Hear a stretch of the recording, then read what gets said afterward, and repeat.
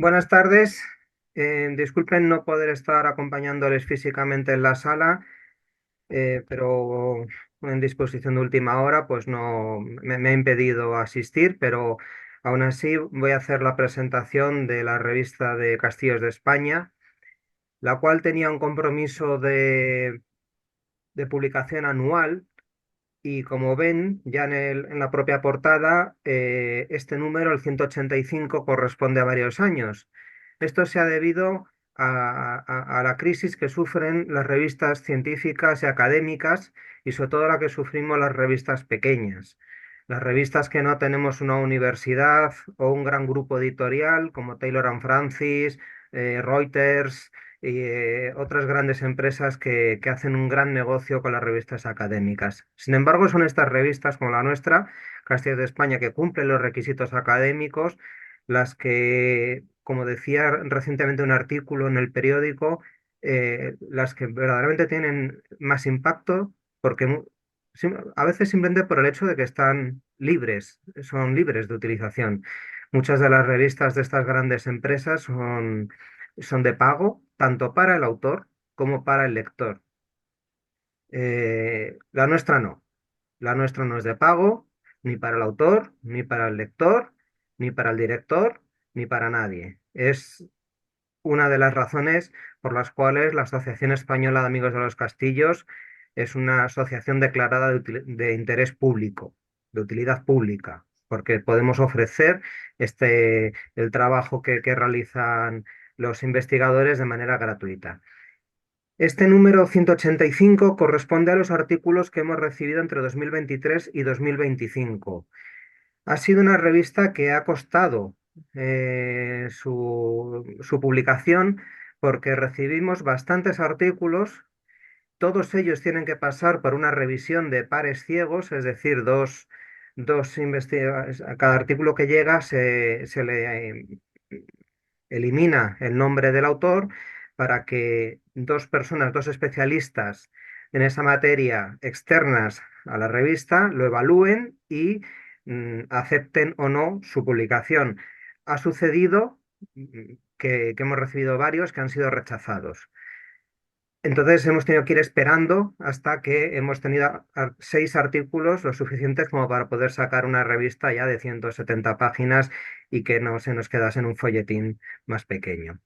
En este caso, como ven, seguimos la tradición de utilizar el archivo fotográfico de la Asociación Española Amigo de los Castillos para ilustrar tanto la portada como la contraportada, que es lo que están viendo en la imagen, y es el magnífico Castillo de Atienza, justo después de la restauración llevada a cabo por el arquitecto jefe de los castillos hacia 1952, que era Germán Valentín Gamazo. De hecho, la fotografía de la portada es de él. La fotografía de la contraportada es la puerta de Arrebatacapas o de San Juan, de la misma localidad de Atienza, que tiene hasta 4 recintos amurallados y que suman entre 4 y 5 kilómetros de amurallamiento, lo cual de manera un poco intermitente porque hay muchas partes que están arruinadas y solamente a nivel arqueológico se podrán conocer, pero convierte a Atienza, este pequeño pueblo del norte de la provincia de Guadalajara, en uno de los conjuntos amurallados quizá más grandes de la península ibérica y, bueno, y de España en general. Em, la revista, como digo, tiene 6 artículos. El primero lo escribe Miguel Ángel Bru Castro, quien estaba haciendo de anfitrión hoy, sobre la historia de la Madina de Vascos. El segundo, del secretario de la asociación, junto con José Tomás Arias, sobre el castillo de Almenara en Gata, Cáceres, y la interpretación que una visitación de 1549 permite comprender cómo es la recreación virtual de ese castillo. José Miguel Muñoz habla y hace un análisis de la casa fuerte de la Concha de Villascusa, en Cantabria. Hay un artículo también muy interesante de Lorena Fernández Correas sobre el uso de la iconografía como testigo del pasado, de qué manera todas las representaciones, ya sean medievales o más más adelantadas en el tiempo, permiten comprender algunos aspectos de las fortificaciones, en este caso la muralla de Valencia. Continúa con otro artículo, en mi opinión, muy bueno sobre las fortificaciones de Cataluña en la cartografía y planimetría histórica de la colección Medinaceli. Antonio Sánchez González, catedrático de la Universidad de Huelva, está escudriñando el archivo de la colección Medinaceli, la cual ha conservado numerosos planos de fortificaciones, que en este caso pues, ha destacado las de Cataluña. Y finaliza los artículos con un artículo singular, que es la arqueología experimental, la recreación histórica, es decir, cómo comprender las armas, las técnicas de ataque y defensa de un castillo a través de la iconografía, de la documentación e intentar comprenderlo in situ con personas vestidas con mm, equipación y panoplia de la época y cómo se defiende una adarve, cómo se defiende una puerta o una torre. Como siempre, en estas revistas hacemos una entrevista a un personaje singular, importante en el mundo de la castellología y me atrevo a decir que la entrevistada esta vez es de las personas que más ha hecho por los castillos en los últimos años, que es Belén Rodríguez Nuere. Es la antigua coordinadora del Plan Nacional de Arquitectura Defensiva, su alma mater, la que lo ha llevado a que fuese uno de los planes nacionales con mayor éxito y con el 100% de objetivos cumplidos y que continúa avanzando. La revista continúa con una serie de reseñas bibliográficas recientes y, como siempre, un pequeño apéndice que es el castillo de portada con un pequeño texto y las imágenes del archivo. Entonces, eh, quería destacar o enseñar ahora en estos 4 o 5 minutos, pues, algunas páginas de la revista, como esta imagen espectacular de la Medina de Bascos que nos ofrece Miguel Ángel en su artículo.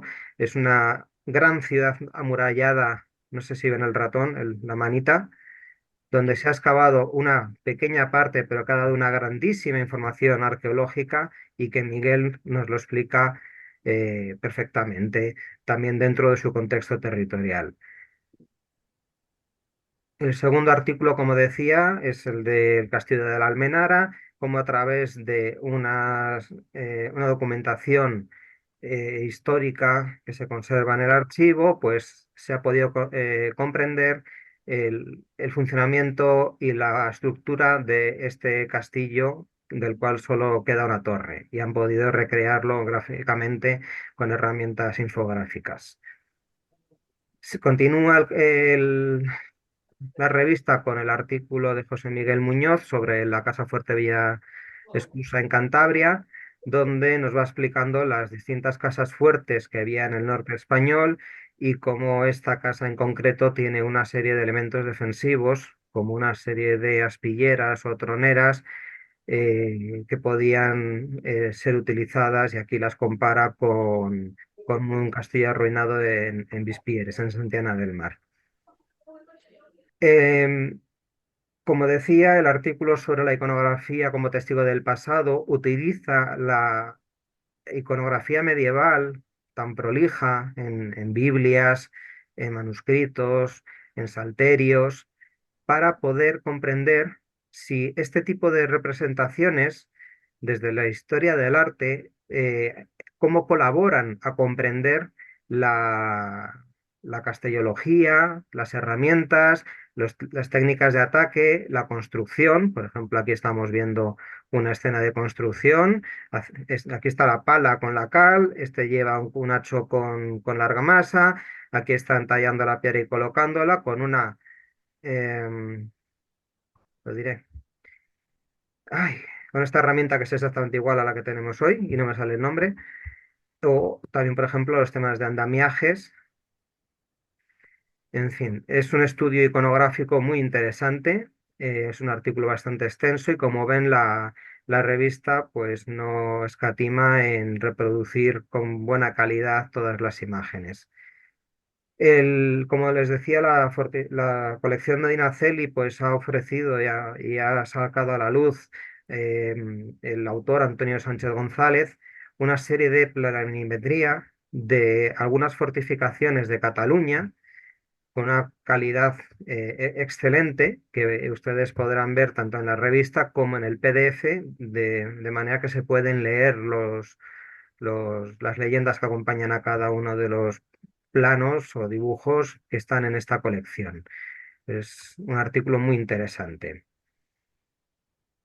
Finalmente, como les decía, el estudio de la castellología a través de la recreación histórica lo que hace es utilizar las referencias documentales y arqueológicas para, aquí llegamos, poder reproducir la panoplia, la vestimenta, saber cuánto pesaba un casco, saber cómo iba protegido un soldado que estaba aquí en un parapeto almenado, y poder entender todo el tipo de armas, cómo se producía una lucha dentro de una adarve, quién tenía ventaja sobre quién, por dónde tenían que entrar, porque no es lo mismo el que tiene la espada a la derecha que el que la tiene a la izquierda, por el hecho de tener una pared al lado que le impide el movimiento, mientras que al que la tiene la pared a la izquierda se lo facilita.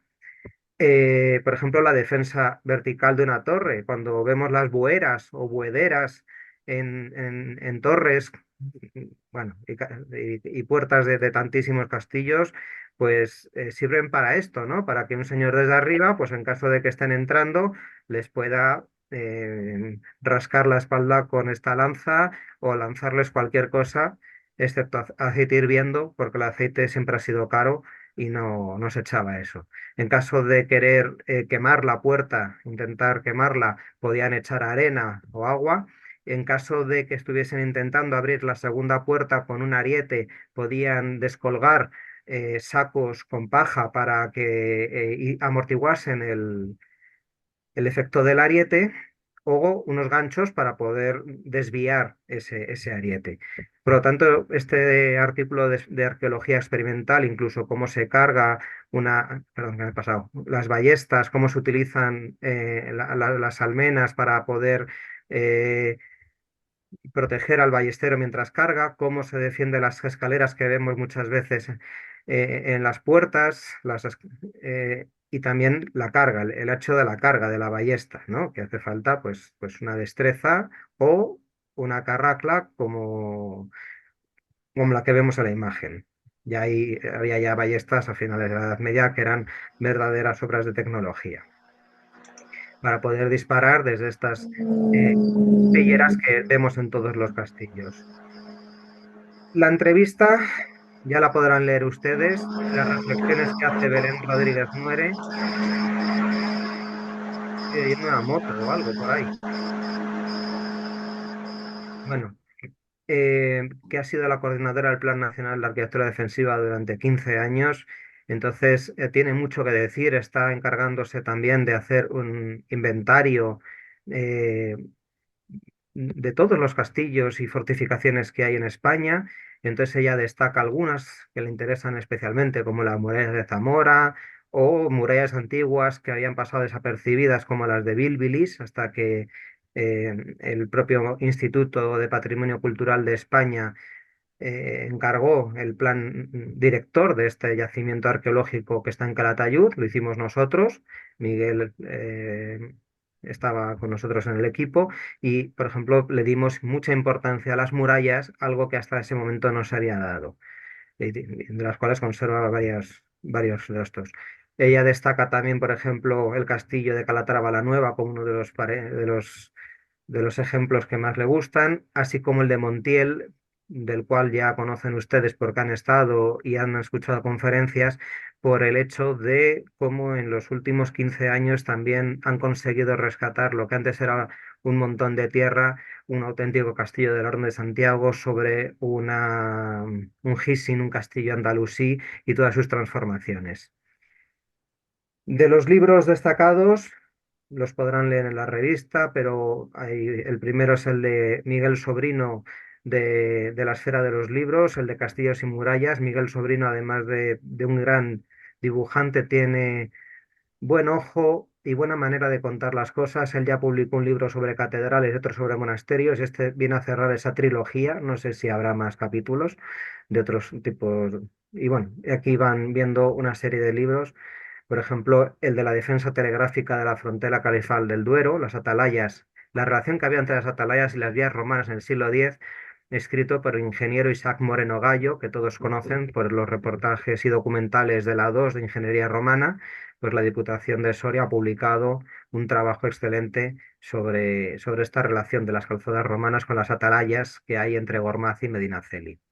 También tenemos otro libro sobre la plaza fortificada de Almeida, en Portugal, o sobre el Alcázar de Niebla, que ahí se han publicado dos libros y que fueron también presentados en el Congreso de Castellología de Aracena, en Huelva. Y continuamos con el que se presentó allí en esa misma sala de Antonio Gil Albarracín, de la España que pudo ser, sobre los proyectos de fortificación de José Herrera García y Nicolás Valdés Fernández, que es un libro muy interesante en tanto que son todos los proyectos que se hicieron en el siglo XIX para fortificar todas las costas españolas, de los cuales se construyeron muy pocos. También terminamos con el patrimonio de la guerra civil en la provincia de Badajoz, con lo cual están viendo que los libros, bueno, hay alguno más sobre castillos, arquitectura fortificada en Andalucía, normas, recomendaciones y criterios para su restauración. Y como ven, es un elenco que cubre todos los aspectos de la castellología, desde su historia, su representación arqueológica, arquitectónica, hasta en en todas sus épocas. Terminamos con este pequeño texto que siempre incluyo al final de la revista, un texto ya escrito en primera persona con bueno, los valores fundamentales que considero porque un castillo merece estar en la portada de esta revista, y en este caso es el característico perfil del Castillo de Atienza, del cual además ofrecemos siempre una pequeña bibliografía para aquel que quiera comenzar a estudiarlo, además de una selección de las fotografías históricas que tiene el archivo de la Asociación de Amigos de los Castillos. Con lo cual no me extiendo más.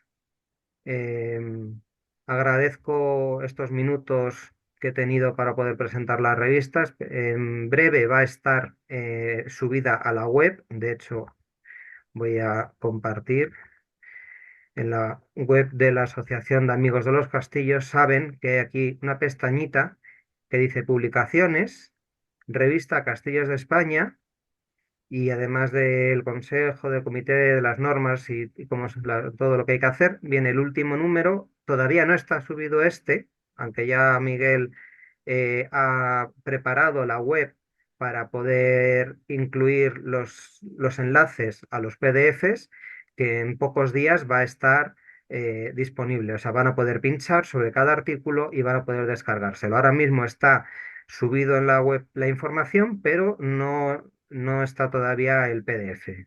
La revista, si la tocan, todavía está calentita, está salida del horno de esta mañana, todavía huele a bollería, y en los próximos días podrán descargársela en PDF totalmente gratuita. A la espera del número 186, que ya anuncio que será un número monográfico muy interesante, muy extenso. Va a ser monográfico sobre las fortificaciones en las Islas Azores.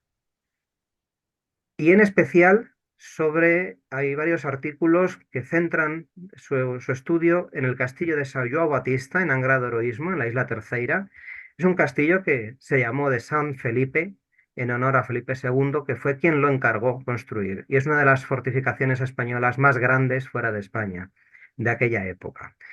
Em, entonces es una fortificación que yo personalmente he estudiado bastante. Hay otros artículos muy interesantes sobre la defensa o la fortificación portuguesa, el contexto de la fortificación portuguesa y sus etapas de fortificación, sobre la fortificación de las islas del Atlántico.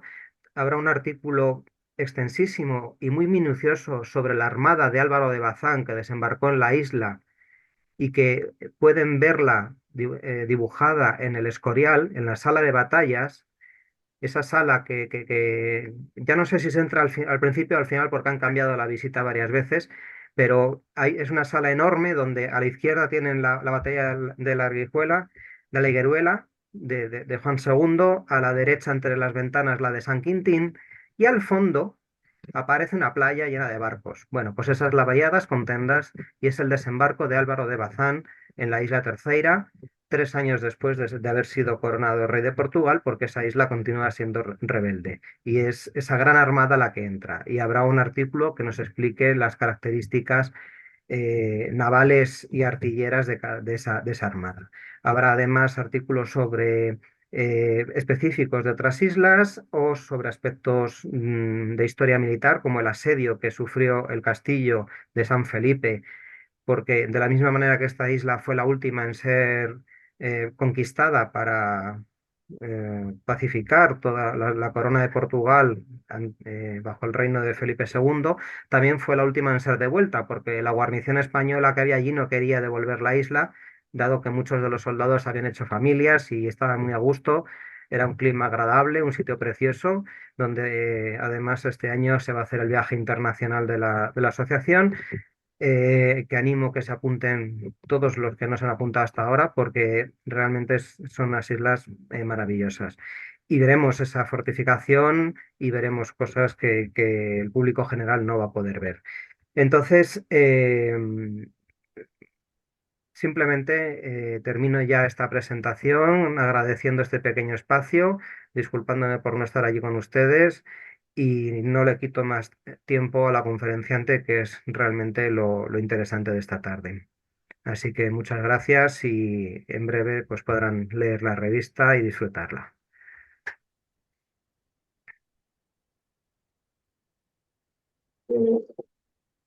Muchas gracias, Ignacio. Tenemos mucha suerte del trabajo que dedicas y que quitas para tu profesión y que además te empeñas en que salga una revista con esta calidad.